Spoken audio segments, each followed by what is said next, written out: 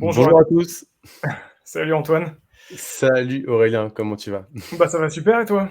Bah, écoute, très, très bien, très excité et enthousiaste pardon, à l'idée de pouvoir, faire ce webinaire tous ensemble.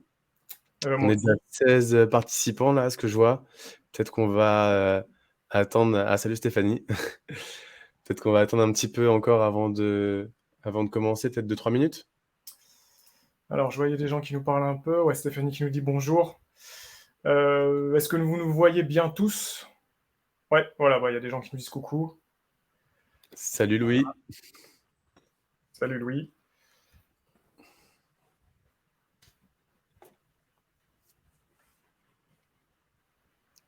Salut Mélanie.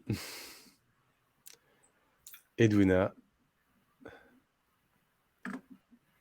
Bon, ça a l'air de marcher. Super. Merci Stéphanie, on a Antoine investi. nous a sorti le C'est pour les futurs podcasts et vidéos, on a investi. Oui, d'ailleurs qu'on a fait comme c'est une sorte de débat, un combat d'IA, on a fait vraiment, chacun 2 opposés, hein. Antoine a vraiment la déco, hyper en mode broadcast et moi j'ai fait un fond uni, super simple. Non, en effet, le but, d'aujourd'hui pour faire un petit teasing, c'est qu'on va essayer de faire un petit challenge. Bon, il y aura une petite, partie théorique avec, Aurélien, mais surtout à la fin, salut Jenny, on va vraiment, mettre la main dans le cambouis, vous montrer vraiment des hacks, des outils, assez ouf en vrai, que vous pourrez mettre directement en place chez vous.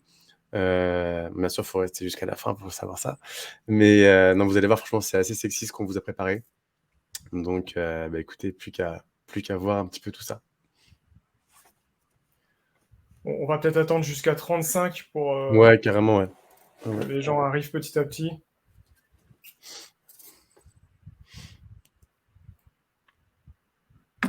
Alors,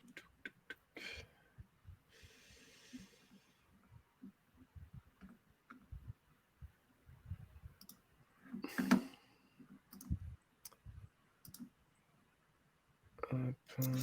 Oui, c'est bien enregistré, Stéphanie.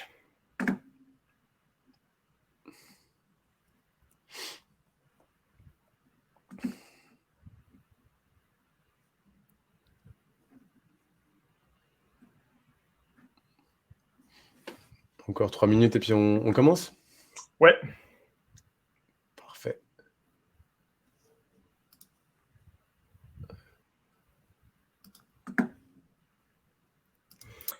Pendant qu'on attend hein, les derniers arrivants, Mmh. donc on va faire, pour vous expliquer comment ça va se passer rapidement, on va faire une petite première partie, un petit peu de théorie sur l'IA, sur le SEO, pour rappeler un peu bah, les grandes lignes. Ensuite, on va faire la partie démo. Donc là, ça va être vraiment, on va vous dérouler les petites techniques qu'on a préparées avec Antoine. Et à la toute fin, donc comme le disait Antoine, il y aura des petites surprises, donc restez jusqu'au bout. Ouais, carrément, carrément, il y aura des belles surprises même. On vous a vraiment préparé, vraiment, encore une fois, un truc, très sexy pour ceux qui viennent d'arriver. Et vraiment tout à la fin, on aura une petite surprise encore mieux que ce qu'on vous présentera. Donc vraiment, c'est vraiment le truc un peu basique, hein, mais bon, c'est ce qui marche, hein. On est là aussi pour ça. Donc en tout cas, très excité à l'idée de pouvoir vous montrer tout ça. Allez, on attend encore une minute. Les gens arriveront au fur et à Mmh. mesure de toute façon. Limite, si vous avez, des questions sur des choses que vous souhaiteriez, peut-être des sujets sur lesquels vous souhaiteriez qu'on parle ou qu'on axe un peu plus le débat, Heu, hésitez pas, hein, on est vraiment là pour ça, on est là pour échanger, quitte à vous faire monter sur scène, pour qu'on puisse échanger ensemble, c'est avec grand plaisir.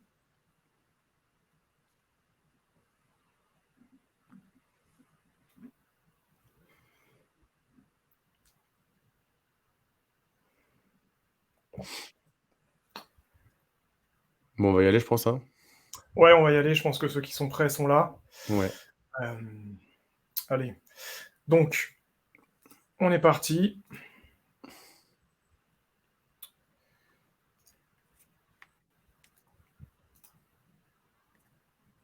Alors, hop. que je voulais, c'était ça. Est-ce que c'est bon? Tout le monde voit la présentation? Pour moi, c'est bon en tout cas.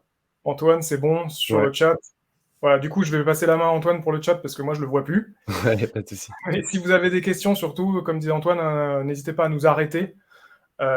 L'idée, c'est que là, on va faire un petit peu une petite première partie, donc où on va pas mal parler, et puis ensuite, on va vous faire donc la partie plus technique, et ensuite, on fera les questions-réponses à la toute fin. Donc, c'est parti, on va démarrer. Donc, on va commencer par une petite présentation de nous deux. Antoine, je te laisse la main pour commencer. Avec grand plaisir, merci beaucoup. Donc ouais, Antoine Magliulo, je suis le CEO de Lead Rocket. Pour vous expliquer très rapidement, c'est une agence de performance commerciale. Donc on permet en fait aux entreprises de signer plus de contrats avec des méthodes qui sortent de l'ordinaire. Donc pour ça, on intègre justement de l'optimisation de process avec, de l'automatisation, de l'IA, pour, focus son temps, sur le closing. Et à côté de ça, vraiment de partie, un peu plus décorrélée, on peut mettre aussi en place des experts, enfin des chasseurs qui vont prospecter pour les entreprises, pour leur amener directement plus de rendez-vous qualifiés. Donc voilà, et à côté de ça, un grand plaisir à pouvoir aussi être un expert, en automatisation avec Scalesia, avec qui, on bosse depuis maintenant quasiment 1 an et demi, ensemble, et avec qui ça se passe super bien. Et d'ailleurs, c'est grâce à Stéphanie, Aurico, qui nous a mis en relation avec, Aurélien, qu'on a pu, organiser ce webinaire. Donc merci à Scalesia pour, cette rencontre, en tout cas avec, Aurélien. Du coup, de mon côté, moi, je suis le fondateur de Vite Mon Texte. C'est une plateforme d'IA donc, que je vais vous présenter à la fin, que j'ai montée donc, il y a 1 an et demi. Et je suis un expert SEO, donc j'ai une agence SEO à côté qui existe depuis 10 ans. Et ça fait effectivement pas mal d'années que je suis dans le SEO.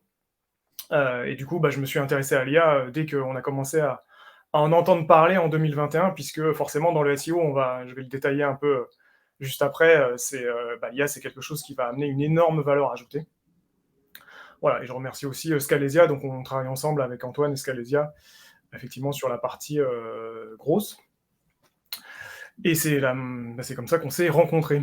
Donc, on va attaquer le webinar avec une première partie pour débunker quelques mythes et vous rappeler 2-3 notions de théorie, on va dire. Alors déjà, la première chose, tout le monde parle d'IA, l'intelligence artificielle. C'est un mot quand même qui est relativement galvaudé. La réalité derrière l'IA, pour ceux qui ne le savent pas encore, c'est que en fait, ce sont des algorithmes qui sont dérivés de 2 spécialités du machine learning. Donc le machine learning en lui-même qui est une façon de faire apprendre des concepts à des machines pour leur faire réaliser certaines tâches. Et il y a une sous-entité du machine learning qui est le deep learning, qui est elle-même l'IA, qui représente l'IA, on va dire, qui est le deep learning. Les deep learning, c'est en fait utiliser ce qu'on appelle des réseaux de neurones. Alors je vous rassure, je ne vais pas rentrer dans tous les détails de comment ça fonctionne, parce que l'idée c'est vraiment de faire un rappel général. Donc les réseaux de neurones, qui sont des systèmes qui permettent de simuler l'action du cerveau humain. Donc en couplant ces 2 éléments, on a en particulier OpenAI, donc que tout le monde connaît aujourd'hui avec ChatGPT, a réussi à mettre en place donc, ce qu'on appelle l'intelligence artificielle, c'est-à-dire dans la réalité, ce qu'on appelle dans la recherche, en vérité, un modèle de langue auto-attentif. Donc c'est un algorithme qui va calculer, qui va rédiger des phrases, et pendant qu'il rédige, il va calculer en permanence quel serait le mot le plus approprié qui va suivre, en se basant sur des probas. Voilà. Et pour la petite anecdote aussi, en fait, cette technologie qui s'appelle les Transformers dans le monde anglo-saxon a été inventée en 2017 par Google. Donc c'est Google qui avait un temps d'avance et ils se sont fait rattraper complètement par OpenAI qui a effectivement s'est concentré là-dessus et donc qui nous a donné l'intelligence artificielle telle qu'on la connaît aujourd'hui. On va parler de quelques mythes. Alors, je ne vais pas revenir sur l'ensemble des mythes. Vous avez entendu parler un petit peu dans la presse du vrai, du faux, etc. Parce que c'est vrai qu'au début, quand ChatGPT a été rendu public, donc en novembre de l'année dernière, il y a eu beaucoup d'excitation et il y a un peu de désinformation qui a circulé sur l'IA serait une entité consciente d'elle-même. Bah, justement, on va commencer par ce premier mythe. Donc non, voilà, maintenant on commence un petit peu à avoir pratiqué, hein. On sait que l'IA n'est pas un système euh, autonome avec une sorte d'intelligence. En réalité, bon, le mot est galvaudé, c'est pour ça que je le disais, elle ne comprend pas ce qu'elle fait. L'IA, c'est un algorithme qui exécute des tâches. Et voilà, donc c'est le but principal, hein. Un deuxième mythe qu'on a pas mal vu circuler, c'est que, et qui est quand même important à prendre en compte, surtout dans la méthodologie qu'on va vous montrer après, c'est un point à bien garder en tête, c'est que l'IA n'apprend pas et ne s'améliore pas indéfiniment. En fait, ce sont des systèmes qui ne sont pas autonomes, qui ont été effectivement entraînés à un moment donné et qui ne peuvent pas en fait, s'améliorer sans avoir une supervision humaine et donc derrière de la programmation. Ça ne fonctionne pas indépendamment de ce qui a été programmé par les développeurs. Un troisième mythe aussi qui va être important pour la suite de ce qu'on va vous montrer, c'est, et que là, pour le coup, je pense que tout le monde est au courant, tout le monde l'a vu, on en a parlé, tout le monde en a parlé, c'est le fait que l'IA n'est pas infaillible. Donc l'IA a ses petits défauts, ces fameuses affirmations qui peuvent être complètement fausses, qu'on appelle dans le monde de la recherche les hallucinations. Et donc, effectivement, il faut faire attention à ce que l'IA raconte, parce qu'elle peut complètement inventer des faits, des lieux, même des personnalités. Enfin, elle peut créer de toutes pièces des informations qu'elle va asséner de façon très affirmative et qui sont complètement fausses. Donc ça, on va en reparler après.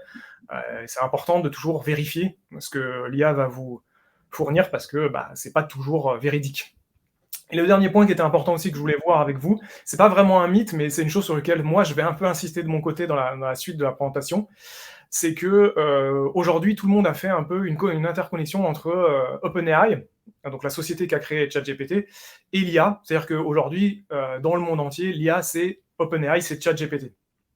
Eh ben non, en vérité, il existe beaucoup d'autres modèles de langue, donc d'autres IA, on va dire.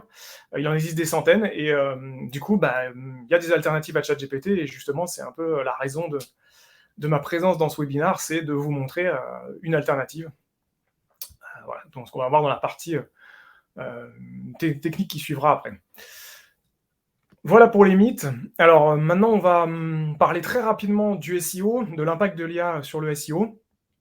Le SEO, vous le savez, donc il y a 3 piliers historiques du SEO, la technique, le contenu et la popularité. C'est vraiment les axes de travail principaux sur lesquels on va intervenir quand on fait du SEO. Et l'idée, c'est de vous présenter très rapidement un petit peu ce qui va suivre, ce qu'on pense qui va suivre avec Antoine, vis-à-vis de nouveaux modèles d'IA, de nouvelles plateformes, de nouvelles technologies, et qui vont petit à petit impacter effectivement le SEO, puisque ça paraît flagrant à tout le monde aujourd'hui, mais sur la partie contenu, l'IA va déjà permettre d'avoir des avancées phénoménales, puisque avant l'IA, c'était pour rédiger du contenu pour le SEO, c'était plus compliqué, hein. Il fallait effectivement faire appel à des rédactrices, des rédacteurs qui devaient se renseigner,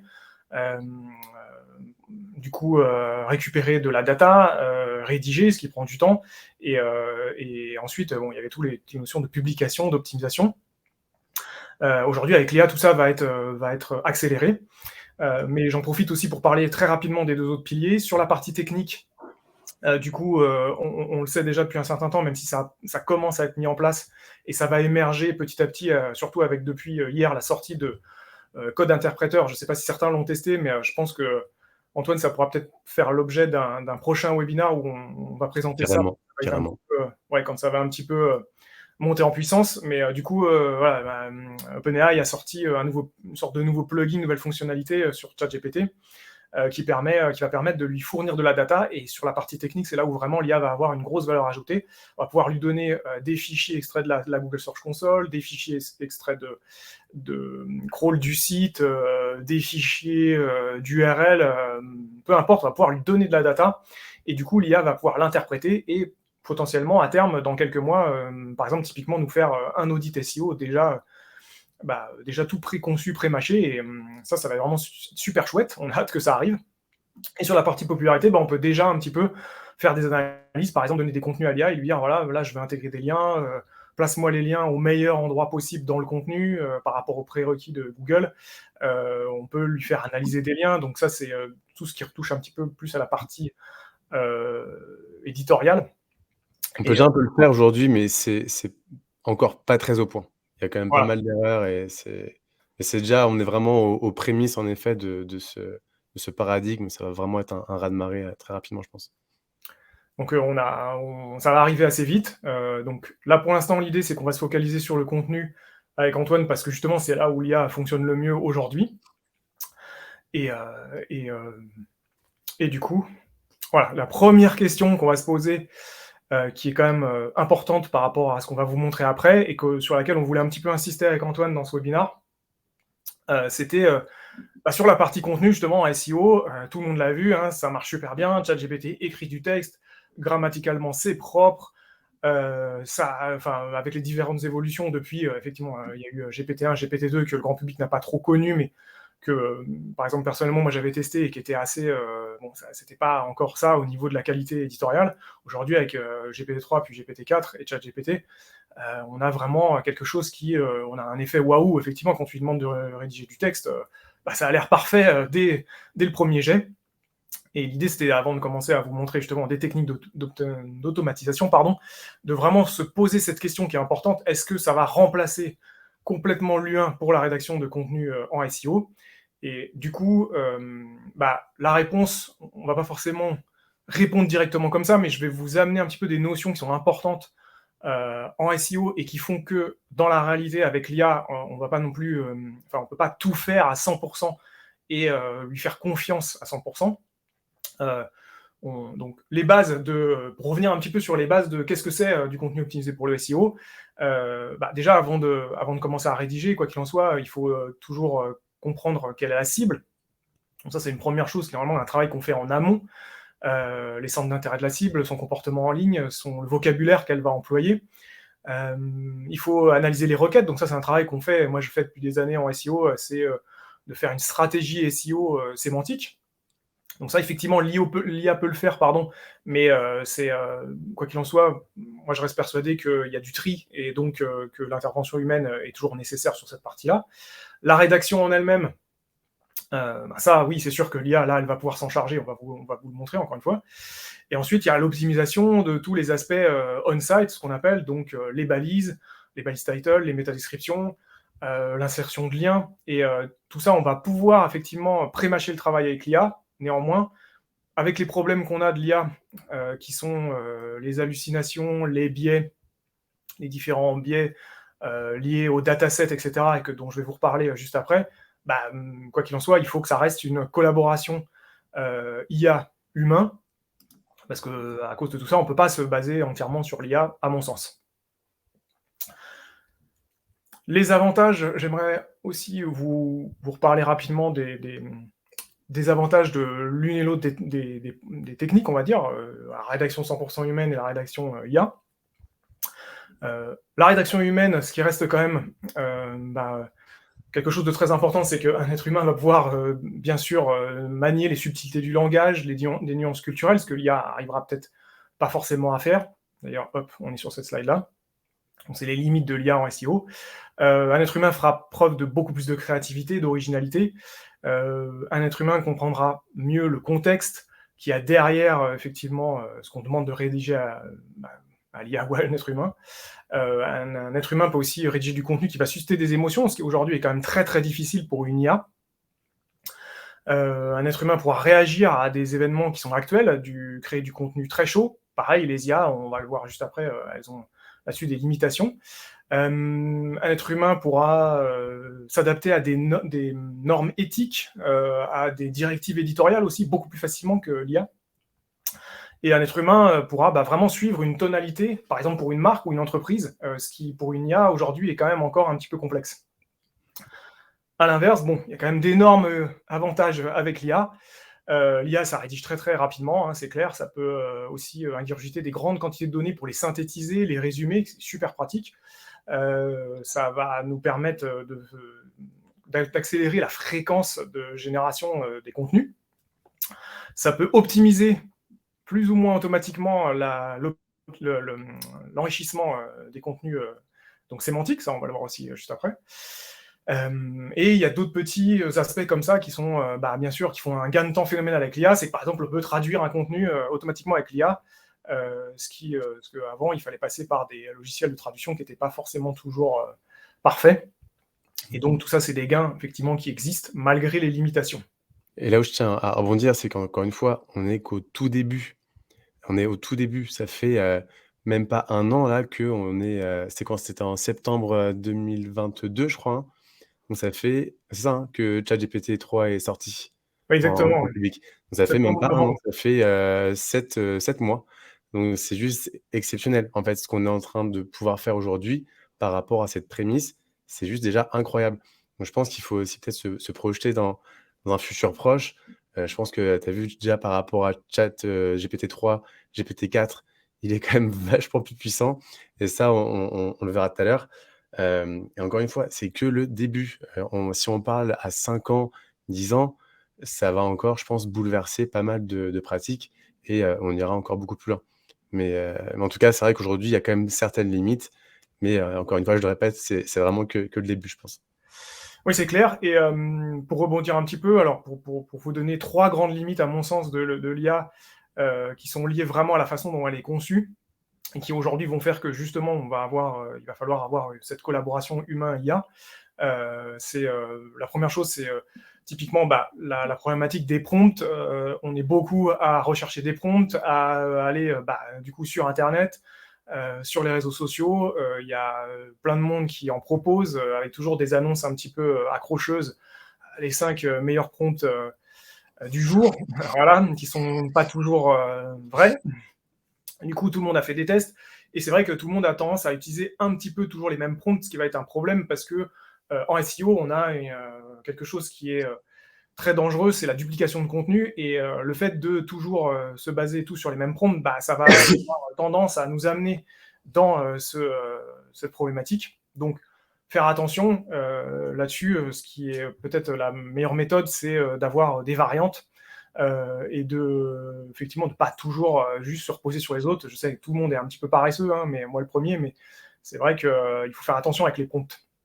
La deuxième chose aussi qui est importante, c'est que y a toujours cette notion d'hallucination, de données obsolètes. Les IA qui existent aujourd'hui, les modèles de langue, ont tous été entraînés sur des datasets, donc des documents. Dans la grande majorité, c'est des pages internet qui ont été crawlées, des livres numérisés aussi, qui ont été, comment dire, les datasets ont été constitués il y a un certain nombre de mois. Donc, certaines données sont obsolètes. Les datasets ne sont pas forcément mis à jour parce que ça coûte très très cher, ça coûte des centaines voire des millions de dollars de réentraîner les IA. Donc dans le cas par exemple de ChatGPT, vous l'avez vu, si vous lui demandez de vous rédiger du contenu ou de répondre à une question qui est liée à un événement récent, typiquement c'est postérieur à septembre 2021 puisque le dataset de ChatGPT et GPT-4 date de septembre 2021, du coup, l'IA sera incapable de vous répondre. Ou alors va vous mettre une réponse un petit peu, donner une réponse un petit peu bateau et généraliste, mais elle ne pourra pas vous produire quelque chose de pertinent. Pour ceux qui connaissent pas, excuse-moi Aurélien, qu'est-ce que tu Ouais. appelles par un dataset, concrètement? Le dataset, c'est en fait, donc les IA, c'est des algorithmes, comme je le disais en introduction, qui sont basés sur des réseaux de neurones. Donc les réseaux de neurones, c'est un petit peu le même fonctionnement que notre cerveau. C'est un système qui va en fait essayer de réfléchir à quels mots je vais écrire à la suite des mots précédents que j'avais déjà rédigés. Et pour ce faire, en fait, les IA, elles ont été formées. Donc on leur a appris comment rédiger avec du contenu. Donc on leur a donné une énorme quantité de contenu pour justement qu'elles puissent s'abreuver de ce contenu et dans ces calculs, les calculs sont réalisés donc par les réseaux de neurones, savoir quel est le prochain mot, le mot qui est le plus cohérent, le plus pertinent par rapport à la phrase qui est en cours de rédaction, en s'inspirant de contenus déjà existants. Donc les datasets, c'est ça, et c'est des téraoctets de données, c'est vraiment gigantesque. Les entreprises comme OpenAI ont scrappé, comme on dit, des milliards et des milliards de documents. Donc par exemple Wikipédia, Reddit, des sites de code source, du code source aussi, pour pouvoir générer justement du code source, ils ont été scrappés des sites comme Stack Overflow, des sites sur lesquels les développeurs donnent des réponses. Et pour répondre aussi, pour réussir le fameux test du barreau, ça c'est une news qui avait été pas mal mise en avant il y a quelques mois. Donc GPT-4 réussissait le test du barreau américain, donc on lui fait passer on lui soumet les questions et en fait GPT-4 arrive à obtenir une bonne note. En réalité, c'est OpenAI. Comment ils ont fait? Ils ont donné en fait les questions et les réponses des examens du barreau des années précédentes. C'est comme ça justement qu'il va être entraîné avec ces données et qu'il va pouvoir répondre à des questions du barreau de cette année. Donc ça fonctionne vraiment avec ces volumes de données qui servent à apprendre aux IA comment rédiger, et c'est à partir de là qu'elles vont vous écrire un article nouveau, vous écrire du contenu nouveau. Donc attention, encore une fois, ces datasets, ils ont été mis à jour à une certaine date, et du coup, un des problèmes qu'on va avoir, c'est qu'effectivement, si on demande par exemple à ChatGPT qui a gagné la Coupe du Monde 2022, en réalité, il est incapable de répondre parce qu'il n'a pas les données, il n'a pas les pages internet, il n'a pas de contenu qui lui donne la réponse. Et c'est pour ça d'ailleurs que les hallucinations peuvent être un problème, parce que quand elles sont très proches des dates du jour, par exemple, il y a plus grand risque que ça soit complètement faux, que ChatGPT invente complètement quelque chose parce qu'il n'a pas la donnée. Et le dernier aussi aspect qu'il va falloir surveiller, qui est une limite importante de l'IA, je pense, c'est la pauvreté éditoriale, c'est-à-dire le fait de rédiger du contenu qui va être assez creux. Et ça, c'est vraiment aussi quelque chose sur lequel, en fait, on va avoir justement des méthodologies pour éviter l'écueil d'un contenu qui est toujours le même, effectivement, qui est souvent dupliqué, qui est assez creux, qui tourne un petit peu en rond. La première étant d'injecter de la data, donc c'est ce qu'on va vous montrer avec Antoine, donc, parce que justement, on veut éviter d'avoir du contenu dupliqué, tout simplement. Si je vous fais une démonstration tout de suite, par exemple, hop. Voilà. Tout le monde a vu un petit peu. Antoine, tu me confirmes qu'on voit bien ChatGPT, du coup? c'est bon, tout à fait. Tout le monde a vu les nouveaux prompts enrichis qui ont émergé ces dernières semaines. Alors ça, je vais vous dire, c'est plutôt sur une bonne idée à la base, parce que effectivement, par rapport à ce que je vous disais tout à l'heure, on va donner à ChatGPT un contexte, une cible, on va lui dire tu es un expert dans tel domaine, ce qui va l'orienter.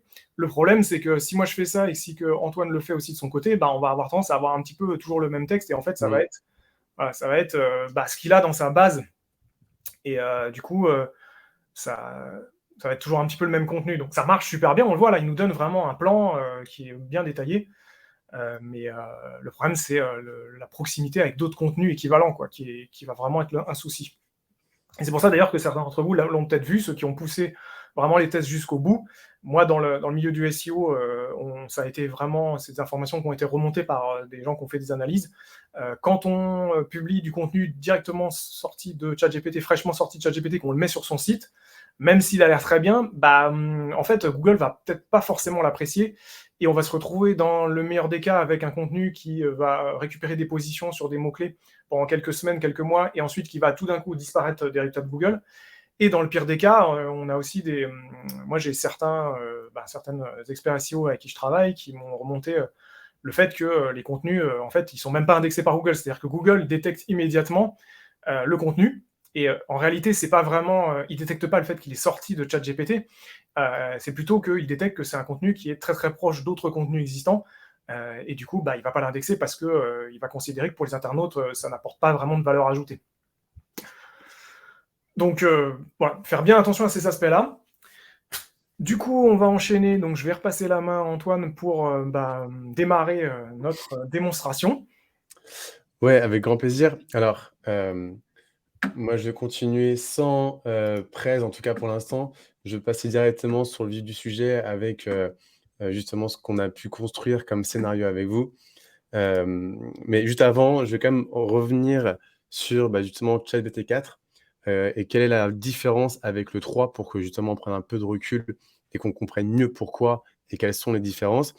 Aujourd'hui, on parle de ça comme ce qu'on appelle le LLM, c'est le Large Language Model. Ok, désolé pour l'accent, c'est un peu horrible, mais vous avez compris.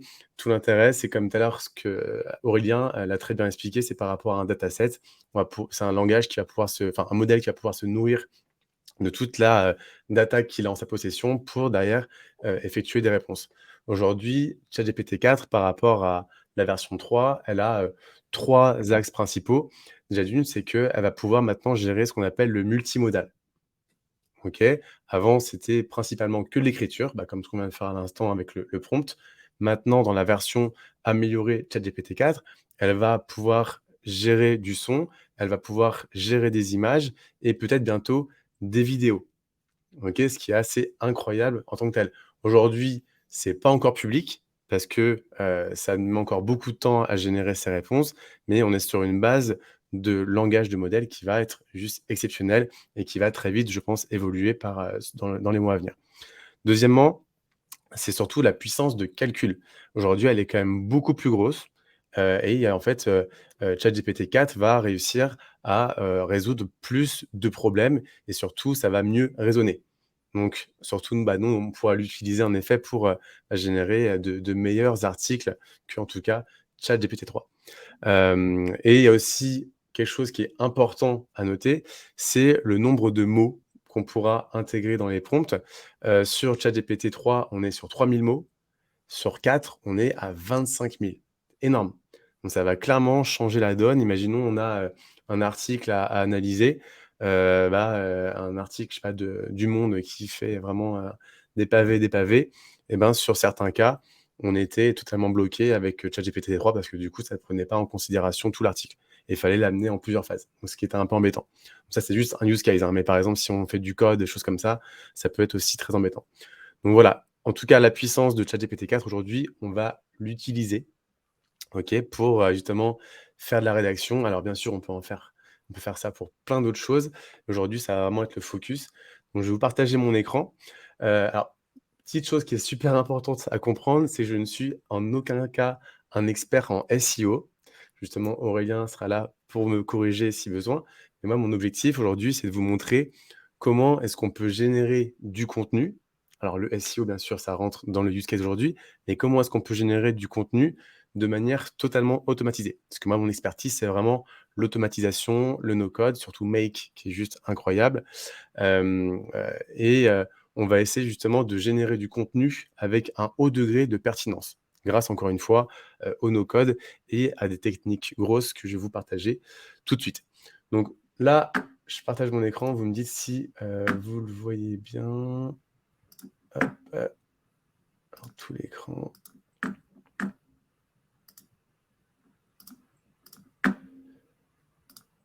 Est-ce qu'on est tout bon là? C'est bon. OK, super. Alors le premier use case, que, je voudrais vous montrer, parce que oui, encore une fois, moi je suis un feignant, mais un feignant utile, ce qu'on appelle. C'est-à-dire que tout ce que j'aime pas faire, j'essaye de l'automatiser, OK? Donc aujourd'hui, un des premiers use cases que j'ai imaginé pour vous, aujourd'hui, c'est de se dire: «Tiens, aujourd'hui, je m'y connais pas forcément très bien en SEO ou alors même je suis un expert comme Aurélien. Comment est-ce qu'à partir de mon téléphone portable, je vais pouvoir générer du contenu?» OK? Alors pour ça, en fait, ce que j'ai fait, c'est que je suis allé sur Airtable, OK? Et de manière très simple, j'ai fait, 3 petites cases comme ça et en fait, j'ai créé un formulaire. Un formulaire qui s'apparente à ça, c'est juste vraiment une entrée.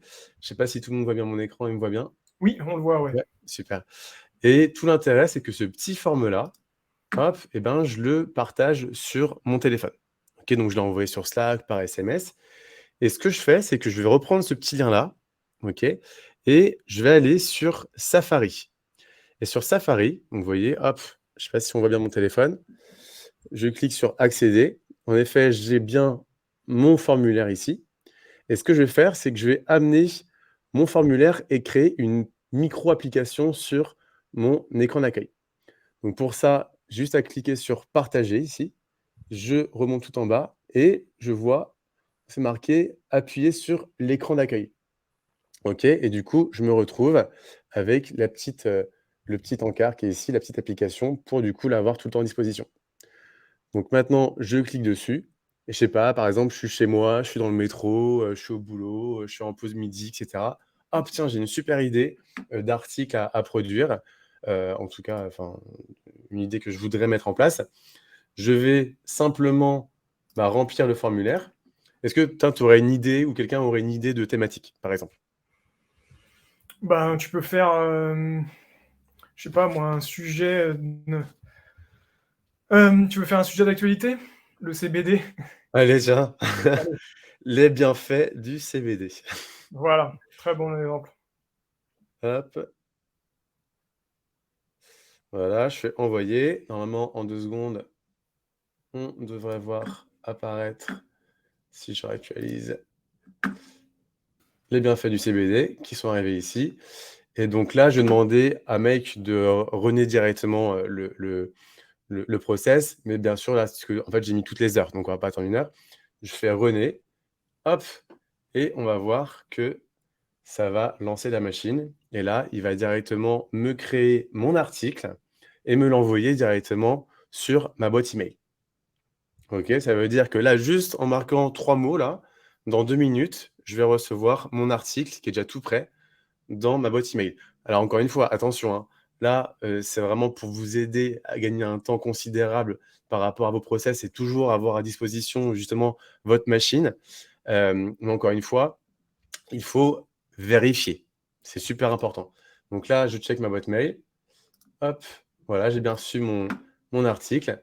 Découvrez les bienfaits du CBD, comment cette molécule naturelle peut soulager votre anxiété, douleur et plus encore. Donc sachant que là, je lui ai demandé dans mon prompt, je vais vous montrer après bien sûr, hein, de me l'écrire sous le format HTML en respectant bien les H1, les H2, les métadescriptions, etc., etc. Après, Aurélien pourra vous en parler bien mieux que moi, comme c'est lui l'expert. Ouais, ça a l'air Donc, super là. mais en vrai, c'est quand même pas dégueu. Franchement, c'est pas dégueu, hein. Pour vraiment, juste une phrase dans ton téléphone portable, c'est déjà une bonne base. Il va falloir que tu montres comment tu fais ça quand même, hein, parce que effectivement, c'est Ouais, bien sûr, impressionnant. bien sûr. C'est secret. Non, je vais vous montrer tout de suite. Alors, en fait, pour comprendre un petit peu le process de réflexion, moi, ce que je veux demander, c'est que dès que je vais avoir une nouvelle entrée sur mon Airtable ou même sur un Google Sheet, hein, ça pourrait être pareil, ça va directement regarder l'endroit où, j'ai envie. Donc ça, du coup, c'est la table ID. Donc tu vois, si on revient ici, c'est bien la table ID. Et dans la colonne ID, je veux qu'il check à chaque fois qu'une nouvelle ligne va arriver. OK? Donc là, je pourrais le faire à la main, mais bon, l'idée, c'est de le faire depuis mon téléphone portable. OK? Donc ça va enrichir automatiquement ma base. Dès que je vais avoir un nouveau record qui sera enregistré, une nouvelle ligne, ce qu'on appelle une row, et ben, je vais dire à ChatGPT: «Tiens, tu es un expert SEO depuis des années, crée-moi le titre le plus captivant possible pour le référencement SEO dans le but d'avoir le meilleur ranking possible pour un gna gna gna». OK? Et là, c'est ici que je fais intégrer la variable ID. Donc ça, c'est ton prompt en fait, hein. Ouais, tout à fait, très bien. Alors encore une fois, attention, ça peut être challengé, hein, hem, ça peut être challengé, mais en tout cas, ça marche plutôt bien par rapport à ça. Et là, j'ai pas besoin d'avoir ChatGPT 4 pour le faire.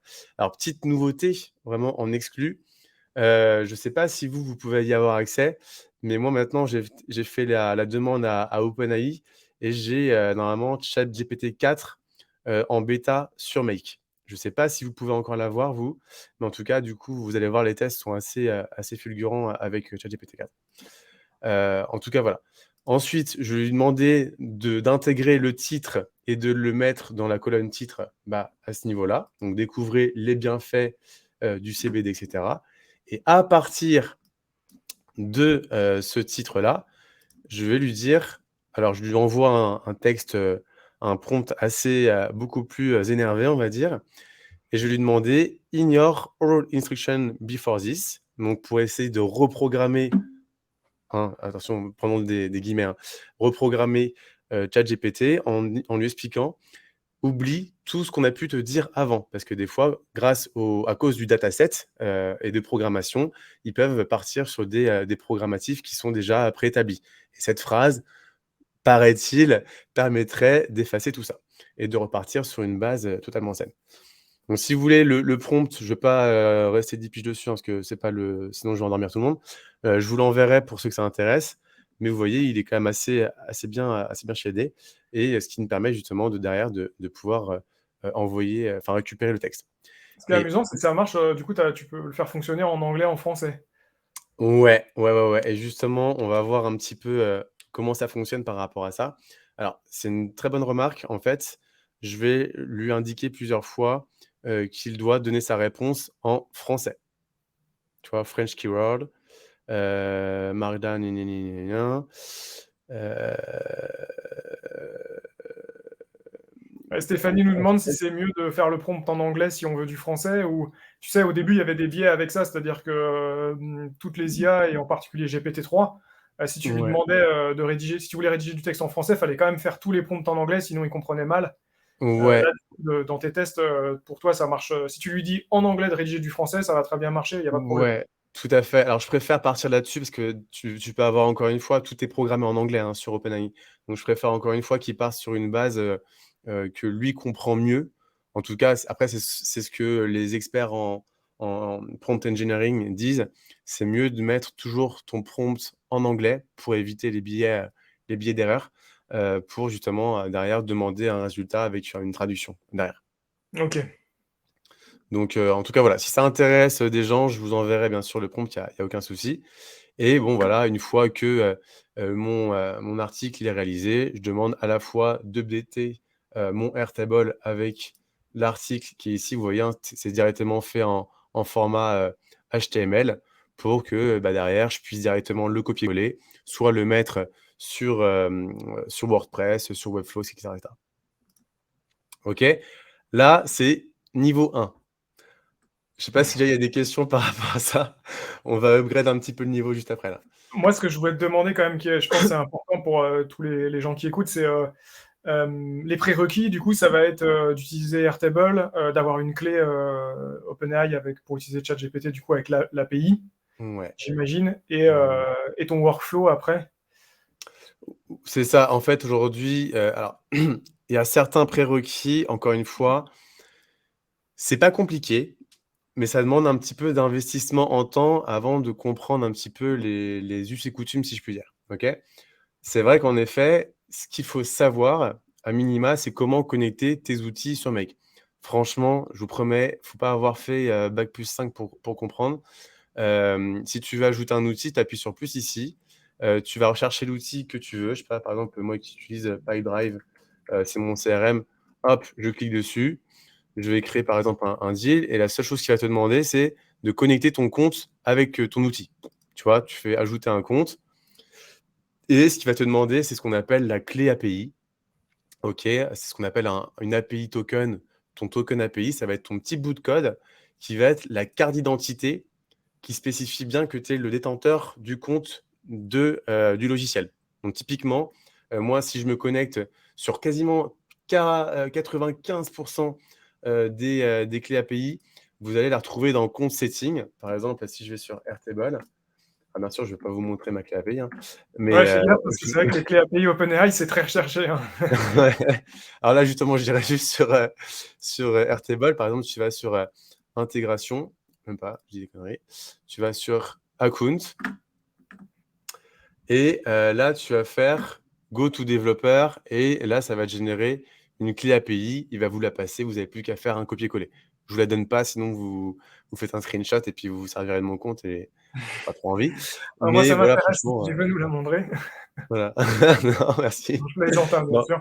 Mais en tout cas, voilà, vous avez plein de vidéos sur YouTube qui vous montrent en 2 secondes comment faire. Franchement, c'est pas très compliqué en tout cas. OK? Il y a une question d'Adrien justement qui va un peu dans ce sens là, dans le chat, qui disait est-ce qu'on pourrait typiquement connecter là, tu vois, ton workflow à WordPress et publier en direct sur un site. Bah Donc a ouais. priori, oui. Voilà. Moi, je suis pas du tout un pro de WordPress. Moi, je suis sur, comment ça s'appelle? Webflow, Webflow, ouais. mais je sais que tu peux en effet créer des posts, tu vois? Ouais, donc ça marche. Ah mais ça marche clairement très bien. Tu peux même justement, ça va être, la version 2 un peu plus compliquée. Je peux même intégrer des photos, je pourrais même intégrer des vidéos. Je peux tout faire, tout faire, tout faire, tout faire et de manière totalement automatisée. Ouais, c'est ultra puissant, hein. Donc je vais vous montrer la version, 2. Donc non, on n'a pas sauvegardé. Hop, là, je vais vous montrer autre chose, OK? Tout mon but ici, ça va être d'utiliser ce qu'on appelle un flux RSS. Alors, c'est peut-être du chinois pour beaucoup d'entre vous, mais le principe reste somme toute, pardon, très simple. Tout le but, alors ça marche, surtout pour récupérer des flux d'informations, sur des magazines d'actualité, de blogs et cetera qui vont quotidiennement mettre à jour, des articles, des annonces et cetera et cetera. Là, ce que j'ai pris, c'est que je suis allé, par exemple, sur Le Monde, OK? Et je me suis dit: «Tiens, si demain, là, je voulais créer un petit média, automatisé». Je sais pas, par exemple, je me crée un Insta ou même un blog, sur, Webflow ou sur WordPress. Je récupère tous les jours ou toutes les heures, à la chaîne les actualités et je demande à ChatGPT de remoduler un petit peu le texte, d'extirper quand même la photo et de le reposter sur mon, blog. Comment je ferais? Et ben, justement, c'est grâce à ce flux RSS qui est en public. Et alors pour ça, franchement, il y a rien de plus simple. Je vais sur Le Monde, je mets RSS feed, ce qu'on appelle un feed RSS, comme un feed Instagram. C'est un lieu où on va récupérer tous les posts des personnes. Et ben là, c'est un feed RSS. Je tape dessus là, et normalement, la pluralité, la plus grande part des journaux, et cetera, vous donne accès à ça. Donc je clique justement dessus là, hop, et il vous donne des thématiques. OK? Les thématiques, elles sont aussi, bon, là, j'ai choisi, du coup, entreprise, ça vous donne un petit bordel comme ça. Je vous expliquerai plus tard dans une autre vidéo si vous voulez comment faire. Mais tout l'intérêt, c'est de récupérer tous, ces fils-là. Par exemple, tu vois là, on va récupérer, par exemple, alors attends, j'ai pas un truc là qui peut être intéressant? En fait, c'est Heu, les publications du Monde, ouais, sous forme de mais flux RSS ouais, exactement, tout à fait. Et pour donc en fait, favoriser la connexion avec des applications tierces, c'est exactement ça, ouais. tu récupères ça, hop, je mets elle, et tu vois, tu tombes directement sur l'article, qui a été fait, il y a, à 11h30 aujourd'hui. OK. OK, et ça, je l'aspire automatiquement dans mon workflow. OK? Une fois que ça c'est fait, alors j'utilise un autre outil qui s'appelle Scrapping Bee, qui va me permettre de récupérer tout le corps, ce qu'on appelle le body text, tout le corps. En fait, si je faisais comme ça, si je sélectionnais tout à la main, je pourrais prendre tout ça. Sauf que vous imaginez bien, je vais pas le faire à la main. Et du coup, je vais demander à Scrapping Bee de récupérer tout le contenu, présent sur l'article. OK? Grâce à ça, ensuite, je vais demander à ChatGPT de me faire un petit résumé de l'article. OK? Ensuite, OK. je vais l'intégrer, alors là, du coup, c'est sur Flux RSS qui est ici. C'est mon autre table. Vous voyez, j'ai commencé déjà à m'amuser un petit peu. Ça va faire un résumé, de l'article. Donc là, par exemple, c'est ça, tu vois? C'était sur l'actualité du jour. Je vais aussi lui demander de, me retirer la photo qui était inscrite dans, le flux RSS, qui était, alors si je retourne ici, vous voyez, on a, l'image qui est ici, parce qu'en fait, je vois à la fin, c'est marqué JPEG. Hop, et si je fais un copier-coller du lien, ça me récupère en effet la photo de l'article. Donc à la fois, je récupère l'article, à la fois, ça me fait un résumé de l'article, à la fois, je récupère la photo de l'article, et maintenant, j'ai plus qu'à demander: «Tiens, maintenant avec toutes les infos que tu as, tu vas me refaire l'article pour que moi je puisse le reposter». OK. OK, et même système, ça va me le renvoyer. Donc là, on peut faire un petit test. Alors tout à l'heure, c'était un peu capricieux, j'ai vu qu'il y avait un petit bug avec, je sais pas si c'est revenu. Ah, bon, ça marche, on dirait, parfait. Ouais, ça marche là. Et donc voilà, tout l'intérêt, c'est qu'encore une fois, moi j'ai les pieds en éventail, hein, dans une chaise longue, et puis, tu as mon il y a mon robot qui marche pour moi tout seul. Et encore une fois, là, je vous montre uniquement pour un blog, mais je pourrais aussi rajouter Twitter. Je pourrais dire: «Ah tiens», avec mon routeur ici, je pourrais dire: «Bah tiens, grâce à l'article, fais-moi encore une fois un résumé d'un résumé et fais-moi un tweet avec l'image, de ce que je viens de récupérer». Tu vois? Donc ça veut dire que limite toutes les heures, j'ai un compte pour moi qui est automatisé et qui tweet à ma place, qui reposte à la fois des posts Instagram, qui poste à la fois des articles de blog sur mon blog, et cetera, et cetera. C'est Ouais, c'est juste tout automatisé, ultra quoi. puissant. Ah ouais, ouais, et ça me coûte, là, pas grand chose, hein. Ça me coûte moins de 10 balles, par mois là, tu vois? Ouais, effectivement, pour faire des centaines d'articles, quoi. Ouais. Bah, après, bien sûr, si tu comptes un compte Webflow, ça coûte quand même 30 balles par mois. Si tu comptes, Scrapping ça coûte un peu cher aussi. Si tu comptes plus ton, compte Make, tu à 15 balles par mois. Ça te revient un petit peu, mais franchement, par rapport au temps que tu peux gagner, franchement, c'est juste assez exceptionnel. Ouais, bah, effectivement, hein, ça a l'air de super bien marcher et donc là, tu vas recevoir un article de news, en réalité, directement dans ta boîte mail. Voilà, et ça le Hop, poste aussi directement sur mon site. ouais, Alors ça donc le là pré-poste, hein. Attention, il faut que je le valide. Et du coup, là, je recheck, hop, ouais, tiens, RATP, et voilà. RATP, l'ouverture de la concurrence des autobus parisiens est allée jusqu'à fin. Hop, et du coup, voilà, j'ai mon article qui est pondu. donc là, ce qui est super intéressant par rapport à ce process, c'est qu'en réalité, tu as réussi à contourner le problème de, justement, des fameux datasets qui s'arrêtent en septembre 2021 en demandant à là, parce que là, dans cet exemple de la V2, c'est, tu vas lui demander de s'inspirer d'un article déjà existant pour réécrire un nouveau contenu. Exactement, exactement, tout à fait, ouais. Tout à fait. Donc en fait, c'est vraiment là, tu parles uniquement de l'actu, en fait, et c'est de Ouais, l'actu qui est ultra fraîche. Tu as vu, c'était à 11h30. Là, il est 13h30, ça fait 2 heures qu'il est sorti l'actu, enfin, le truc. Donc ça veut dire que moi, si je l'avais automatisé toutes les 30 minutes, parce qu'en fait, quand tu es ici, tu peux dire tous les combien de temps en intervalle tu veux que ça fonctionne, mais laisse tomber, tu as une machine de guerre, quoi. ouais. Tu as une machine de guerre. Est-ce qu'il y a Est-ce des questions? Ouais, Il une y a petite question encore un level d'Adrien. juste après. Ouais, excuse-moi, ouais, vas-y, tu disais? Vas-y, vas-y, je t'en prie, je t'en prie, je t'en prie. Il y a Adrien qui nous demande si on peut remplacer, Scrapping Bee par Scrapbot sur un VPS. Alors attends, bah, on va voir si Scrapbot est dessus. Alors, moi j'ai utilisé Scrapping parce que c'était une application qui était déjà intégrée sur Make. C'est quoi du coup? Redis-moi le nom du. Scrapbox, mais après Scrapbox, Adrien, tu m'arrêtes si je me trompe, je crois que c'est une application qui fonctionne qu'en local en théorie, c'est ça, hein? C'est pour ça qu'il faut un VPS? Ah ouais. Ouais, ouais, non, je pense pas que tu puisses utiliser ça. Bah, en réalité, après, moi, je suis pas un expert de systèmes d'automatisation aussi, comment dire, avancés. Mais voilà, donc l'avantage de Scrapbox par rapport à Scrapping ou d'autres concurrents, c'est que effectivement, c'est une fois que tu l'as, il y a qu'une, c'est bah, c'est gratuit, ouais. Et du coup, ouais, il faudra voir peut-être avec des petits scripts Python en le mettant sur un VPS et en le connectant. Je pense que ouais, ça doit être faisable. Mais Ouais, après, ouais, ouais. à mon avis, il faudrait des connaissances, il faudrait un petit peu maîtriser, bah, par exemple, le Python. Mm, Et mm. bon, là, ce que montrait Adrien, l'idée, c'était vraiment de faire, de mettre en place tout ce process avec, sans aucune ligne de code, en fait, en vrai, hein. Ouais, ouais. Mais en fait, je pense que je sais qu'avec Make, tu peux créer tes propres apps. Ouais, Tu vois? Donc, si, tu es un peu chaud en JS ou, Python, ce que tu veux, tu peux même demander à ChatGPT: «Tiens, aujourd'hui, par rapport à la requête HTTP ou le code API, de tel outil, fais-moi un code Python pour que ça rentre directement, sur Make». Alors, à l'époque, ça s'appelait Integromat. Il faut mettre Integromat pour qu'ils la reconnaissent.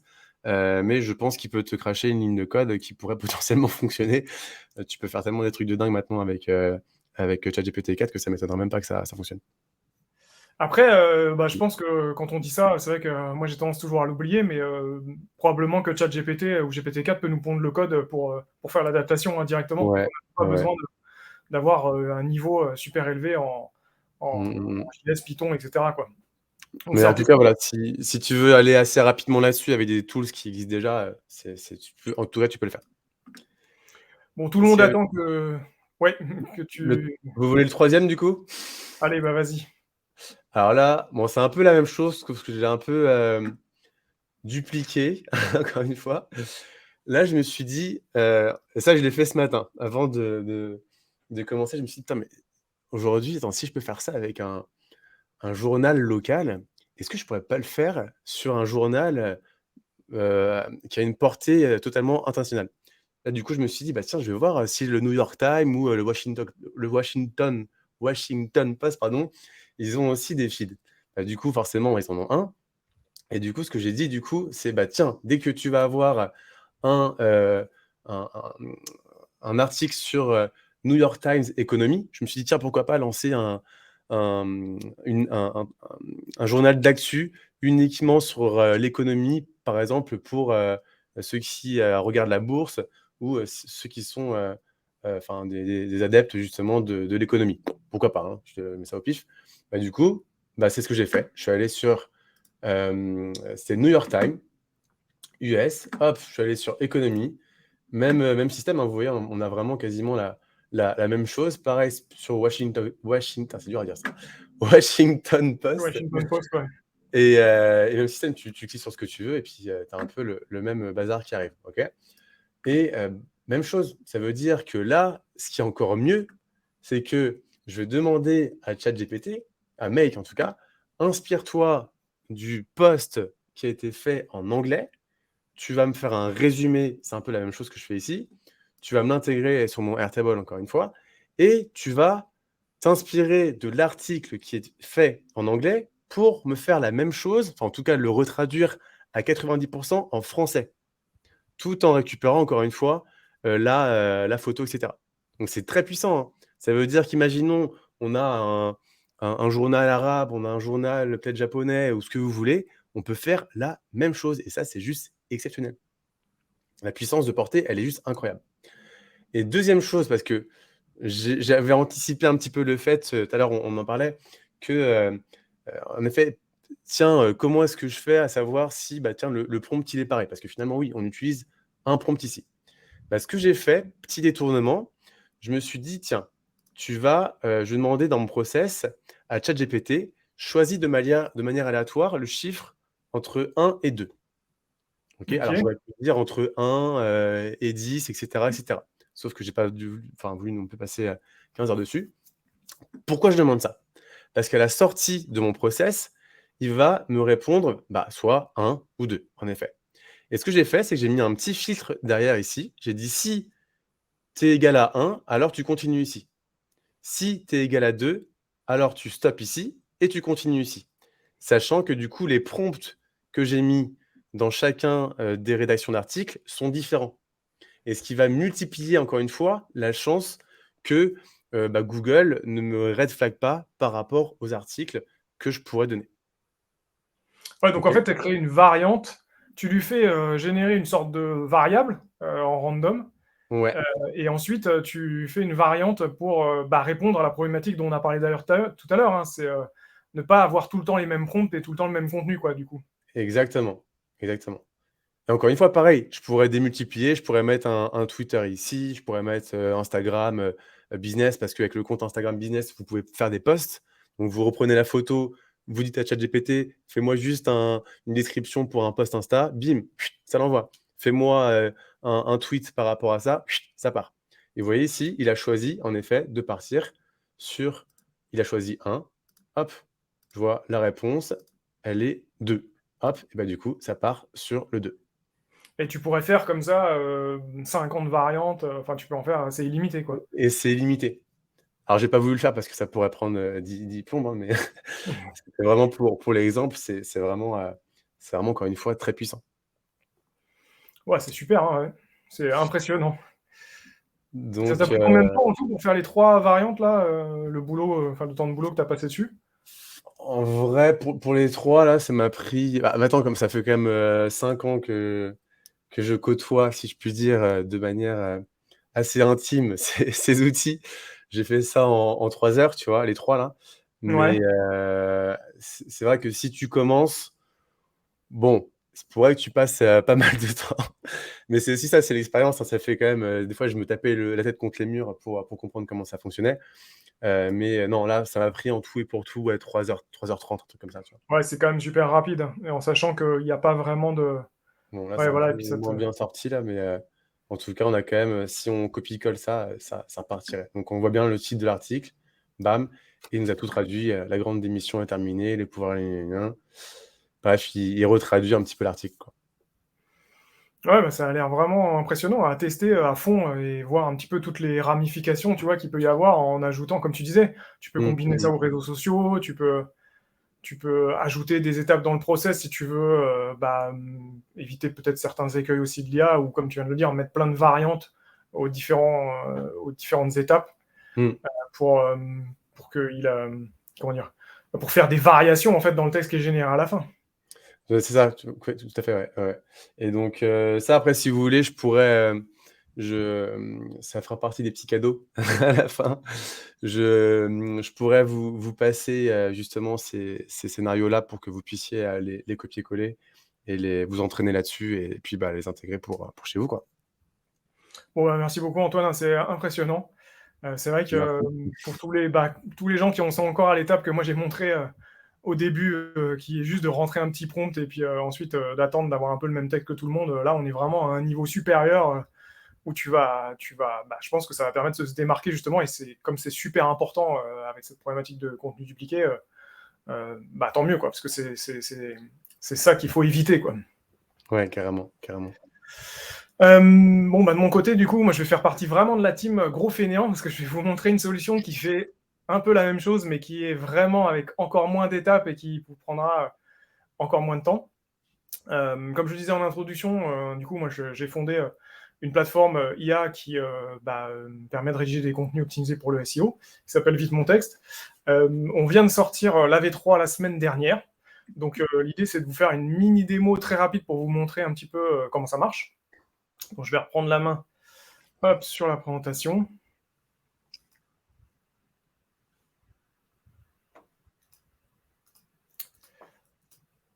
Hop, c'est parti. Alors, donc, voilà, est-ce que tout le monde voit mon écran et voit du coup la page d'accueil de Vite Mon Texte? Yes, parfait, ouais.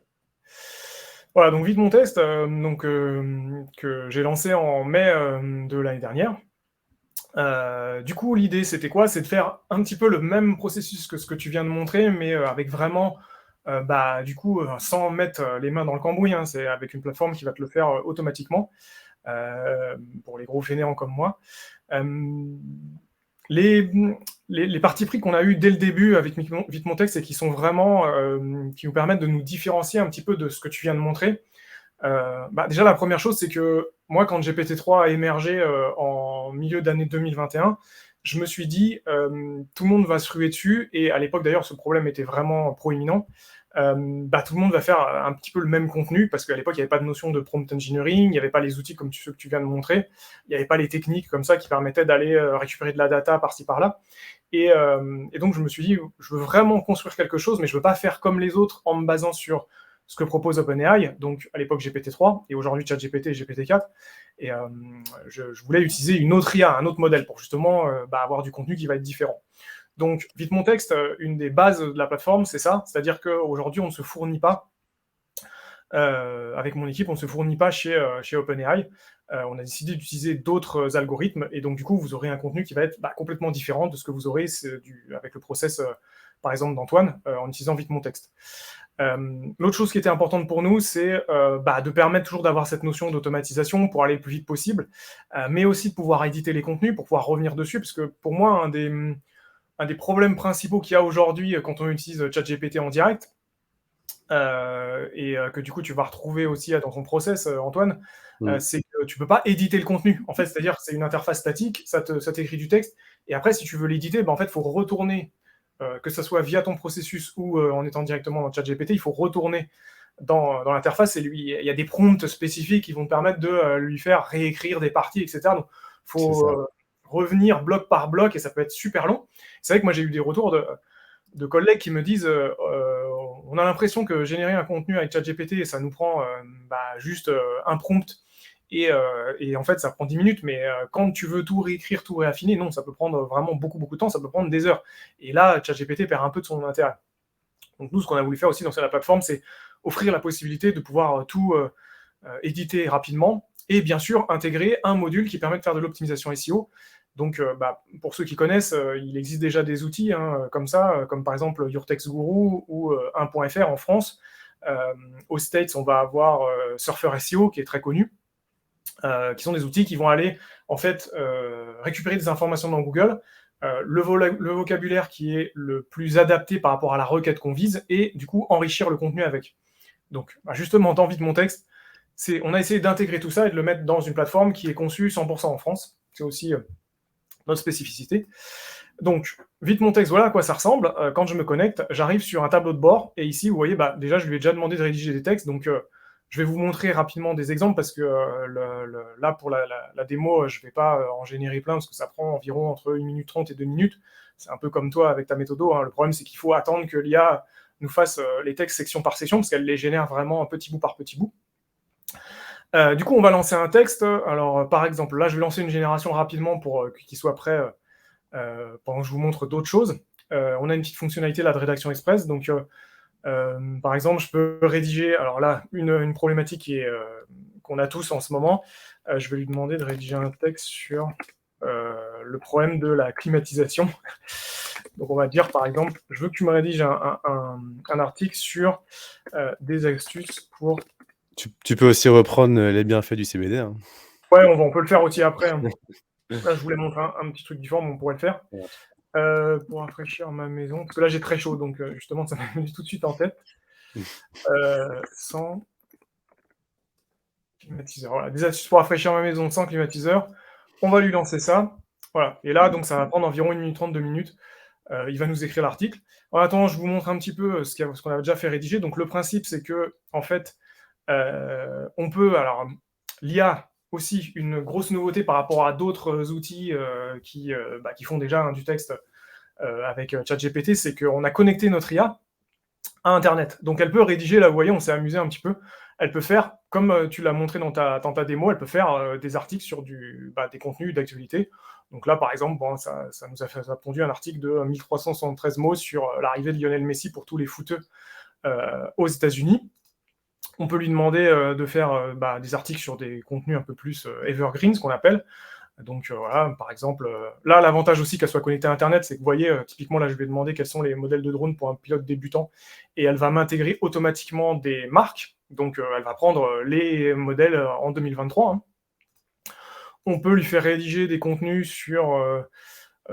par exemple, si je travaille dans le milieu du tourisme, là, par exemple, je lui avais fait un texte sur les plus belles plages en Corse. Donc hop, voilà, elle m'a fait tout un article sur les endroits en Corse où il y a les plus belles plages si vous voulez y aller cet été.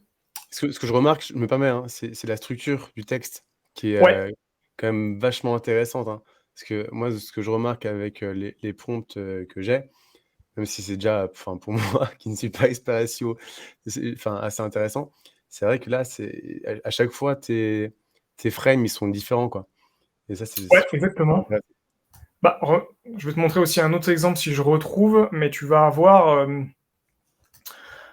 on a essayé d'introduire aussi des variations. Donc, par exemple, typiquement, tu vas avoir dans certains textes, s'il le sent, alors là, c'est pas le cas. Donc là, il nous a donné des tarifs, hein, puisque je lui ai demandé justement combien ça coûte. Donc voilà, il nous a découpé en fonction de si vous êtes jeune conducteur. Et ça, c'est super. Ce qui est super intéressant, c'est qu'on va vraiment chercher la data sur Internet. On a notre article qui est toujours en cours de rédaction. Je ne sais plus où il nous en avait mis. On va regarder. Alors ici, il y a une autre notion que je vais aborder aussi avec vous. Est-ce qu'il en a mis? Voilà, on peut avoir des bullet points. Par exemple, typiquement, on peut lui demander de faire une variante. Au lieu d'avoir un paragraphe, on va avoir les informations sous forme de bullet points. Donc comme je le disais, une des valeurs ajoutées, c'est que ce n'est pas ChatGPT, c'est une autre IA, elle est connectée à Internet.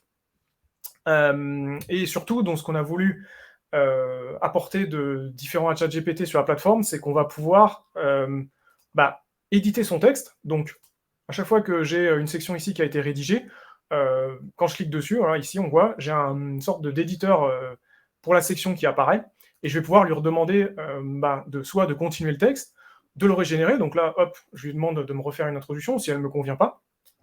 Donc là, ça va prendre à peu près une vingtaine de secondes, on va dire. Mais si je veux aller plus loin, j'ai le module SEO. Alors là, c'est super intéressant parce qu'on est sur un article où on voit le module SEO va nous dire si l'article est bien optimisé pour Google ou pas en fonction des mots-clés qu'il a été récupéré justement sur Internet. Donc, Ça, c'est en live, on est bien d'accord. Hein. Ça, c'est en live. Hein. Ouais, c'est en live. En fait, à chaque fois que tu génères un texte, on va le voir tout à l'heure avec le texte que j'ai généré sur la clim, il va aller les récupérer quand le texte est terminé, il va nous les donner. Et du coup, on a un score ici qui se calcule en fonction justement du nombre de fois où les mots sont intégrés. Donc là, par exemple, on avait on va se dire que la nouvelle introduction nous convient. Là, on voit typiquement, la plateforme nous donne une première information qui est intéressante, c'est que ce texte-là, l'IA l'a suroptimisé parce qu'elle a inséré trop de répétitions de certains mots. Tout le monde le sait, en SEO, hein, si on met trop de répétitions de mots en particulier, on risque, le texte risque d'être identifié par Google comme suroptimisé. Donc justement, on a aussi cette valeur ajoutée qui est que la plateforme va mesurer ça, aller récupérer les mots-clés dans Google et nous donner une indication si est-ce que le texte est correct ou pas. Donc là, par exemple, dans le cas de ce texte-là, c'est clair que je devrais éviter un petit peu de répétition des mots qui sont en rouge ici. Donc soit je peux réécrire à la main, soit je peux même, bon, je sais qu'il y en a qui le font, et tu te donnes à ChatGPT et tu lui demandes de remplacer les mots, et ça va marcher aussi. Une autre notion qui est intéressante, c'est que du coup, on va pouvoir lui demander, alors je vais vous le montrer, là il a terminé notre texte, donc on va aller voir ce qu'il nous a rédigé. Alors là, voilà, c'est légèrement suroptimisé, mais c'est plutôt pas mal. Voilà, là on voit, hein, il nous a écrit ce texte là, donc pour rafraîchir ma maison sans climatiseur, il faut ouvrir les fenêtres, bien sûr, la nuit, il faut fermer les volets le jour, il faut suspendre des draps, voilà, il nous a fait un article complet de 1232 mots, voilà, qui est un tout petit peu suroptimisé, donc en enlevant peut-être, là on a le mot fenêtre qui est quand même vachement répété, donc effectivement on peut peut-être enlever quelques répétitions, mais c'est pas mal. Dans certains cas de figure, hein, l'article sera immédiatement optimisé sans qu'on ait rien à toucher. Par exemple, cet article-là, je l'avais généré là, juste avant la présentation, voilà, il nous a fait 92%, on a bien les bons mots-clés, c'est parfait. Mais c'est vrai que ce qui est top en vrai, je trouve top, c'est vraiment le fait qu'en live, tu puisses te comparer par rapport à ce que Google aime, apprécie, par rapport à tes mots-clés. Et parce qu'en général, tu dois prendre ton texte, après tu mets sur des outils comme phrase.io, tu dois rechecker tout ça, après refaire un copier-coller, enfin bref. Alors que là, du coup, tout est intégré, et ça, c'est vraiment un gain de temps assez ouf, je trouve. Voilà, c'est ça l'idée, hein, c'est que tu sortes le texte de la plateforme directement optimisé pour le SEO, tu le mets sur ton site et tu es sûr que ça va fonctionner. Mmh, mmh. Une autre petite, alors je vous montre aussi rapidement deux dernières petites fonctionnalités. Quand on ne sait pas de quoi on va parler, qu'on a juste une idée générale de thématique, on peut lui demander de rédiger des idées de titres. Alors comme l'IA est connectée à Internet, justement je vais en profiter pour lui demander un sujet d'actualité. Par exemple, je suis allé voir ce matin de quoi on parlait. Dans la presse, j'ai vu qu'on parlait du chantier de Notre-Dame, donc qui avance, Notre-Dame de Paris, et du coup qui avait eu la livraison de la charpente. Donc on va lui demander des idées de titres. Voilà, je veux parler de la livraison de la charpente du chantier de Notre-Dame de Paris. Hop, je ne sais pas comment tourner la phrase. Je veux que l'IA me... voilà, donc elle nous a donné plein d'idées. Après, il suffit de choisir. Alors les idées sont un petit peu triées. Qu'est-ce qu'on va pouvoir prendre ? Tiens, hop, on va prendre ça. Et alors, je vais vous montrer aussi une autre fonctionnalité, c'est le mode manuel, parce que je sais qu'il y a des gens qui n'ont pas envie d'avoir un texte déjà tout rédigé, mais qui veulent le faire petit bout par petit bout et qui veulent guider l'IA. Du coup, on a un système de rédaction comme ça, où on va faire l'article section par section. Donc, par exemple, ici, voilà, les lexiques ont été chargés, on le voit, ça y est, hop, donc là, c'est prêt à être optimisé. On voit qu'il n'y a aucune lexique qui est sélectionnée, puisque je ne les ai pas encore rentrés dans le texte. Enfin, en vrai, j'en ai rentré 2 dans le titre, j'ai Charpente Notre-Dame. Et ici, je peux lui demander, par exemple, de me faire l'introduction en reparlant de l'incendie. Alors, je peux soit lui mettre des mots-clés, soit je peux carrément aller les sélectionner ici, donc me dire, par exemple, là, dans cette introduction, je veux que tu me parles d'incendie, de reconstruction, de chaîne, de charpentier. Allez. Et c'est parti. Donc, elle va me générer, du coup, une intro, en essayant d'intégrer les lexis que je lui ai demandé, ce qui va me permettre, du coup, d'optimiser l'article petit bout par petit bout. C'est quand même pas mal. Et on peut faire comme ça tout le texte, section par section. Regarde, pendant que tu penses à ça tape, il y a Adrien qui demande comment se positionne vite mon texte par rapport à Quitext. Alors, Quitext, je ne connais pas. C'est vrai que je sais qu'il y a énormément de... CEU. CEU texte. Alors, je sais qu'il y a énormément de plateformes... QEU texte, pardon. Ok, bon, je la connais pas, hein, quoi qu'il en soit. Je sais qu'il y a énormément de plateformes qui se sont lancées depuis 2021, fin 2021, dès que GPT-3 a émergé. La spécificité de la première et la plus importante spécificité de Vilmontex, c'est ce que je disais, c'est qu'elle n'est pas basée sur ChatGPT, donc c'est vraiment une autre IA, une IA complètement différente, qui va générer du texte du coup qui n'a rien à voir. Typiquement, voilà, pour moi, un des biais qui est un problème avec ChatGPT, et que toi, dans ton process avec Make, Airtable, etc., que tu peux adresser en lui demandant de faire attention à les tournures de phrases qu'elle va utiliser, Pour tous ceux qui ont utilisé un petit peu ChatGPT pour faire des textes assez denses comme ça, vous avez dû remarquer qu'il y a des patterns, ce qu'on appelle. Donc, nous, dans le SEO, on les a vus depuis un certain moment. Typiquement, ChatGPT va souvent commencer des phrases par « il est important », en outre, cependant, etc. Et ChatGPT a tendance à utiliser beaucoup d'adverbes. Donc, si on ne lui demande pas de les corriger, en fait, il va les mettre tout le temps. Et ça, c'est des choses qui sont faciles à détecter pour Google ou pour des outils de détection. Nous, avec l'IA qu'on utilise chez Vitmontext, comme elle est complètement différente, du coup, elle va pas avoir ces patterns-là. Elle en aura d'autres. Elle aura d'autres soucis. Par exemple, ici, je le vois qu'elle a fait une faute d'orthographe. Donc, effectivement, ça peut arriver. Donc là, on va corriger le mot. Mais voilà, ça, c'est une des grosses valeurs ajoutées. Et c'est vraiment... Moi, j'ai travaillé sur Vitmontext depuis le début en voulant absolument ne jamais utiliser justement OpenAI pour avoir du texte différent. Voilà. Ici, si on continue, on peut valider la section, on peut lui demander un plan, donc elle peut nous faire un plan, ou on peut lui demander, comme vous l'avez dû le voir, carrément d'insérer notre propre plan. On peut piloter l'IA de différentes manières, soit de manière totalement personnalisée, comme je suis en train de le faire là, ou alors lui demander le texte de but en blanc, et du coup, c'est pour les plus paresseux, hop, on a notre texte directement. Voilà pour la présentation de Vitmontext. Donc là, ce que je vous montre, c'est la V3 qui est actuellement en phase de bêta test. Hop. Voilà, donc là, il nous a fait un plan, on peut lui demander, on peut le valider, ou comme je vous ai montré, on pourrait carrément lui demander d'intégrer notre propre plan. Hop, voilà, si je voulais complètement que l'IA me rédige des paragraphes sur un plan que j'ai déjà prédéfini à côté, hop, je lui donne mon plan, là, on met mes sections H2, H3, et hop, elle va me rédiger des paragraphes sur mon plan, quoi. Donc ça, c'est aussi une chose que vous ne pouvez pas faire facilement avec ChatGPT, puisque, comme je disais, c'est une interface qui est fixe. Donc, on va revenir à la presse. S'il n'y a pas d'autres questions sur Vitmontext. N'hésitez pas si vous avez des questions. J'ai vu qu'il y a Nicolas qui demandait si on avait une API request sur Make. Alors, si j'ai bien compris, c'est API request, hein, c'est bien ça. Non, là, c'est vraiment du... Tu me dis si je me trompe après en réponse. C'est un flux RSS.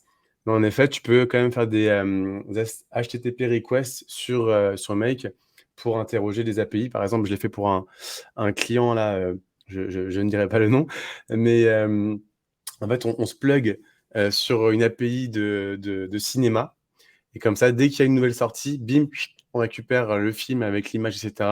Et ça va directement le mettre sur Instagram. Alors, sinon, je demandais si Vitmontext avait une API pour... Ah, ok. Il demandait si tu avais, Aurélien, une API disponible en request pour le mettre sur Make. Alors non, pour l'instant, il n'y a pas d'API, mais en réalité, le système fonctionne sur une API, donc on pourra l'ouvrir à terme, mais à l'heure actuelle, elle n'est pas accessible, on va dire, à une application tierce. Mais c'est le but, hein, c'est le but qu'effectivement, après, on ait une API et que les... C'est vrai que ce serait cool, hein. Ouais, voilà. Carrément. C'est l'idée. Euh... Donc on va terminer par nos petits cadeaux, si tu veux bien. Antoine, s'il n'y a pas d'autres questions. Ouais, non. Écoutez, les petits cadeaux, vas-y, si tu veux, je t'en prie. N'hésite pas à commencer. Voilà, on vous a fait un petit process bien propre pour pouvoir justement vous montrer les cadeaux. Hop, c'était ici, à la fin de la présentation. Donc, voilà. On a un petit QR code, je te laisse expliquer, Antoine. Ouais, en fait, voilà. Donc, dans le QR code, c'est vraiment pour vous enregistrer pour les personnes qui s'intéressent. Mais pour tout vous dire, en fait, là, ce que je vous ai montré tout à l'heure comme scénario, en fait, on est en train de créer un projet de dingue là, de notre côté. On fait une plateforme où vous allez pouvoir, limite, je partage mon écran en même temps. Enfin, ou non, plutôt, ce sera une surprise, en fait. Ce sera une surprise qu'on mettra à disposition en août. On est en train de créer une plateforme qui va réunir tous les prompts que j'ai pu faire depuis peut-être 3-4 ans, qui ressemblent un petit peu à ce que vous avez vu. Il y a vraiment des choses assez ouf qui sont en plus assez off parce que c'est des petits hacks qui sont vraiment assez détournés. Donc, en fait, c'est une plateforme qui, à la fois, vous donnera accès à du contenu vidéo qu'on enregistre beaucoup, mais aussi à des workflows Make que vous n'avez plus qu'à copier-coller et intégrer chez vous pour que justement ce soit directement à disposition. Et en fait, pour ça, ceux qui scannent ici, ceux qui sont intéressés, ça donne 70% de réduction sur les premiers lancements, parce que ça sera lancé début août. Donc, c'est vraiment pour ceux qui flashent le QR code là qui auront ça. En plus de ça, vous allez avoir, on met aussi à dispo sur la plateforme AIPRM. Je ne sais pas si pour ceux qui connaissent. En fait, je montre un petit peu à quoi ça correspond. Je ne sais pas ceux qui connaissent, mais quand vous avez ChatGPT, vous avez AIPRM qui est ici.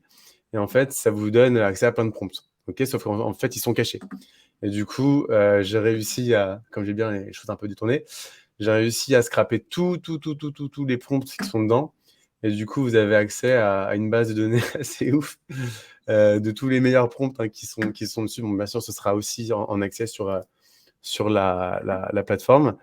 Et vraiment, le petit cadeau en plus, c'est que c'est vraiment de pouvoir aussi passer un quart d'heure d'appel aussi avec les gens qui souhaitent, pour ceux qui ont des petites problématiques d'automatisation, s'il y en a qui sont déjà en cours mais vous avez des petits soucis, ou alors si vous avez besoin de conseils sur comment mettre en place des choses chez vous, bah pareil, ce sera 15 minutes de call offert avec vous. Donc voilà, n'hésitez pas à vous inscrire sur le petit QR code, comme ça vous aurez accès à tout ça.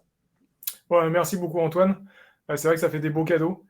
Et de mon côté, tous les gens qui ont participé au webinaire vont avoir un lien. Alors là, la bêta, ce que je vous ai montré, on est en train de l'affiner un petit peu. On a eu déjà une 50aine de bêta-testeurs là, qui nous ont fait des premiers retours. Normalement, d'ici la semaine prochaine, je vais commencer à ouvrir des accès supplémentaires à la bêta. Donc je vous enverrai un petit lien et ceux qui veulent tester, ils auront 20 000 mots offerts pour du coup tester à fond la plateforme, nous remonter des bugs s'il y en a encore, et puis nous faire des premiers retours sur les résultats qu'ils vont obtenir avec les textes qu'ils vont pouvoir faire rédiger vite mon texte. Bah, très chaud en tout cas pour avoir aussi accès. Hein. Ouais, bah ouais, carrément. Hop. Oh, non. Ce que je voulais faire, c'était un dernier point. Non, pardon, j'ai lancé hop, ça par erreur. Oui, pardon, c'était répondre à la question qui nous a été posée tout à l'heure, qui était très intéressante. Pareil, si vous avez des questions, vous pouvez les marquer dans le chat, on va répondre. On avait une première question qui était est-ce que vous pensez que les moteurs de recherche vont disparaître du fait que aujourd'hui, il est super facile quand on a une question de justement aller dans ChatGPT et lui poser directement la question. C'est vraiment une question super intéressante. C'est vrai que moi, ça fait depuis 17 ans, comme je disais en introduction, que je travaille dans le SEO.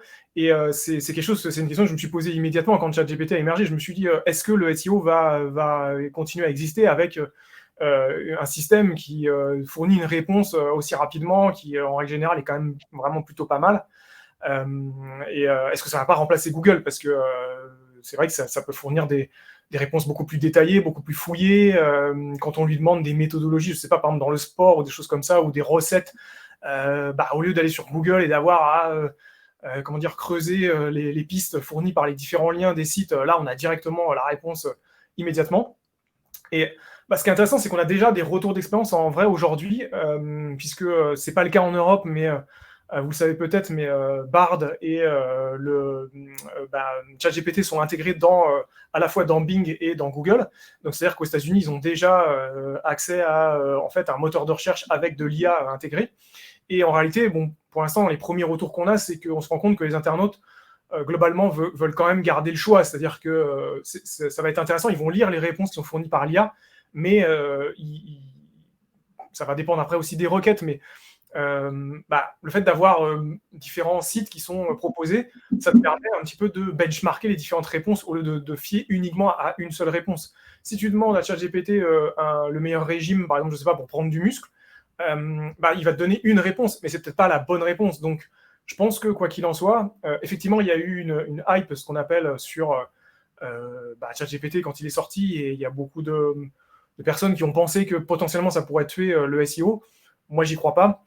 Et effectivement, je pense qu'on va se nourrir des deux, c'est-à-dire que quand on est dans une démarche de recherche et qu'on veut des informations ou qu'on veut même un autre type de recherche, c'est si je veux acheter quelque chose, je ne peux pas demander à ChatGPT, il va me donner une liste, mais je ne peux pas faire les achats.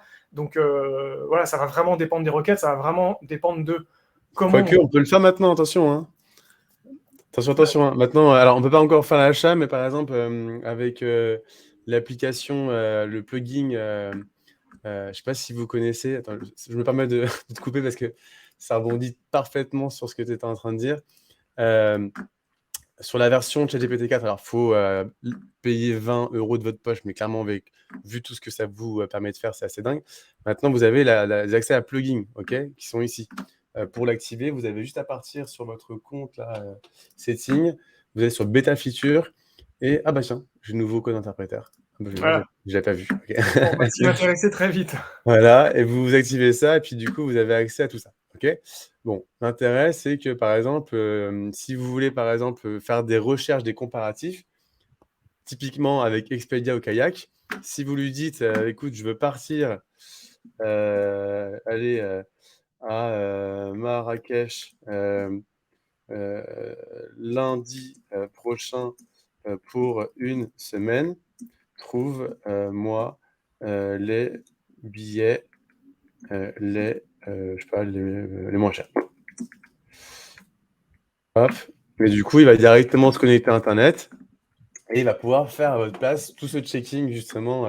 Et c'est assez ouf. Alors, on n'est pas encore à faire ses courses, mais imagine, bientôt, justement, c'est super intéressant. On en parlait avec un pote l'autre fois.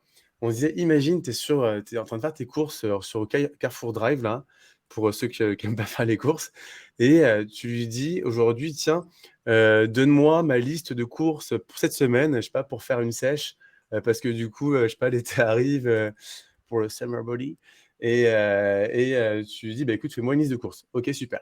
Bam, tu mets cette liste de courses-là avec les recettes et tu dis, je sais pas, tu vas sur Carrefour. Et là, tu as ChatGPT qui est intégré sur Carrefour et tu lui dis, bah, tiens, vas-y, récupère-moi tous les ingrédients avec tous les aliments dont j'ai besoin. Et en 2 secondes, plutôt que de faire un par un ta liste de courses, il te la fait à ta place, tu fais acheter et tu n'as plus qu'à le récupérer. Tu vois. Ouais, c'est intéressant parce que ça rejoint un petit peu, tu sais, les comment ça s'appelle, pas les baby AGI, mais les programmes, les agents autonomes, effectivement, des gens qui travaillent là-dessus, des agents autonomes qui vont automatiquement réaliser des tâches pour toi, comme typiquement faire l'achat une fois que tu as sélectionné le voyage qui t'intéresse. Et c'est probablement un avenir dans l'IA d'avoir ces agents autonomes qui vont directement préparer, par exemple, comme tu viens de le dire, se connecter avec ta liste de courses et faire ton achat, et ensuite tu n'as plus qu'à aller les récupérer dans un drive et tout est prêt, quoi.